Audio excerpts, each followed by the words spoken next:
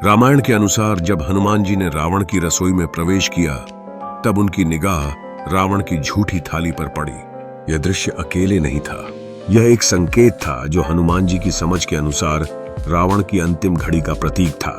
दही का झूठा छोड़ना एक ऐसा संकेत था जो यह बताता था कि रावण का समय समाप्त हो रहा है।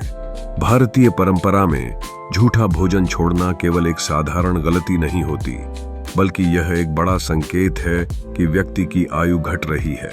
हमारे पूर्वजों ने इस परंपरा को समझा और इसलिए भोजन के बाद थाली में पानी डालकर जूठन को घोलकर पीते थे। यह एक सम्मान की भावना थी जो मां अन्नपूर्णा और मां लक्ष्मी के प्रति श्रद्धा का प्रतीक था।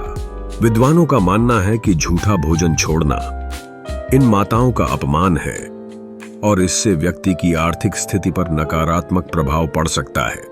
लक्ष्मी, जो समृद्धि का प्रतीक है, ऐसे व्यवहार से रुष्ट हो जाती हैं। बच्चों के लिए भी यह ध्यान रखना आवश्यक है कि वे अपनी थाली में झूठा भोजन नहीं छोड़ें। झूठा भोजन छोड़ने वाले बच्चे धीरे धीरे पढ़ाई में कमजोर होते जाते हैं। उनका ध्यान पढ़ाई से हटता जाता है और यह उनके भविष्य पर विपरीत प्रभाव डालता है।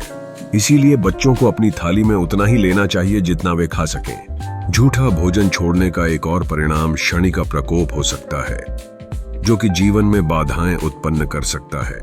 चंद्रमा की अशुभ दृष्टि व्यक्ति की मानसिक स्थिति को भी ग्रहण कर सकती है, जिससे मानसिक स्वास्थ्य प्रभावित होता है। इसी प्रकार यात्रा के दौरान यदि झूठा भोजन फेंका जाता है तो आपके सभी कार्य बाधित हो सकते हैं। इसलिए यह अत्यंत आवश्यक है कि हम भोजन को ध्यान से ग्रहण करें और थाली में उतना ही लें जितना हम खा सकें। भोजन व्यर्थ नहीं जाना चाहिए। अगर भोजन थाली में छूट जाए तो हाथ जोड़कर मां अन्नपूर्णा से माफी मांगनी चाहिए। यह हमारी संस्कृति का एक अनमोल हिस्सा है जो आदर्श और सम्मान का परिचायक है। सबका कहना है, खाओ मण भर, छोड़ो न कण भर।